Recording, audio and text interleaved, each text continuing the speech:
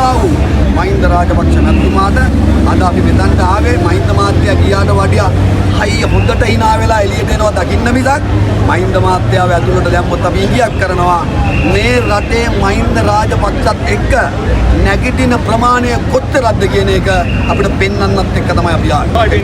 එතුමාට ආදරය කරන එතුමාගේ ප්‍රතිපත්ති විශ්වාස කරන සහ එතුමා මේ රටේ මොකක්ද කරන්න හැදුවේ කියන එක ගැන හොඳ අවබෝධයක් තියෙන මිනිස්සු එන්න පුළුවන් මිනිස්සු මෙතනට ආවා. එන්න බැරි මිනිස්සු ගෙවල් වලට වෙලා උදේ බුදුපහන පත්තු කරලා හරි එතුමාට ආශිර්වාද කරනවා. ඒක මතක් කරන ගමන් ඉතාමත් වැදගත් කාරණාවක් මෙතන කතා කරන්න ඕනේ. අපි ඉන්නේ මෙතන බෝඩ් එක තියෙනවා අල්ලස්සෝ දූෂණ චෝදනා විමර්ශන කමිෂන් සභාව. මේ තියෙන්නේ මේ රටේ නීතිය.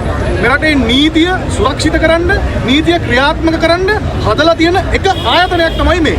ඒකට මේ ආයතනයෙන් කැඳවීමක් ආවට පස්සේ හිටපු ජනාධිපතිවරයෙක් වෙච්ච මහින්ද රාජපක්ෂ ජනාධිපතිවරයා විතරක් නෙමෙයි බහුජන පෙරමුණේ පළවෙනි විධායක ජනාධිපතිවරයා ගෝඨාභය රාජපක්ෂ මහත්මයාත් අපේ හිටපු ඇමතිවරු මන්ත්‍රීවරු මේ සියලු දෙනාම මේ ආයතන වලට කැඳවුවම එනවා. ඔබ දන්නවා නාමල් රාජපක්ෂ වෙන්න පුළුවන්, CID එකට එන්න කිව්වම එනවා. ශිරන්ති මැතිරිය වෙන්න පුළුවන්. එදා ගිහිල්ලා ප්‍රකාශයක් දීලා ආවා. ඉතින් ඒ නිසා සියලු දෙනාම තරයේ තේරුම් ගන්න ඕන දෙයක් ශ්‍රී ලංකා පොදු ජන පෙරමුණ හැටියට අපි මේ රටේ නීතියට, නීතිය ක්‍රියාත්මක කරන ආයතන වලට, නීතියේ ආධිපත්‍යයට අවනතව තමයි අපේ දේශපාලනය කරන්නේ. හැබැයි අපිට පැහැදිලිව මේ වෙනකොට පේන්න තියෙන කාරණාවක් තමයි ආණ්ඩු පක්ෂය එමත් නැත්නම් මාලිමාව ජවිපේ ඇත්තටම මේ රටේ නීතියට යටත් වෙලා, නීතිය ආධිපත්‍යයට යටත් වෙලා, නීති පද්ධතියට අනුකූලවද ක්‍රියාත්මක වෙන්න ඕනේ දේශපාලනය කරන්නේ මේ මොහොතේ රට කරන්න කියන එක.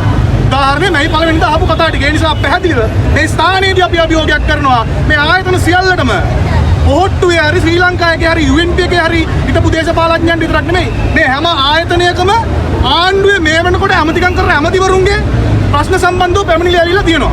වත්කම් සම්බන්ධව පැමිණිලි ඇවිල්ලා තියෙනවා. ඒ දේවල් කඩිනමින් විභාග කරන්න. අපි බලාගෙන ඉන්නවා නීතිය නමයිද, නීතිය කෙලින් ක්‍රියාත්මක කරලා මෙරටේ නීතිය ආධිපත්‍ය ආරක්ෂා කරයිද කියන එක.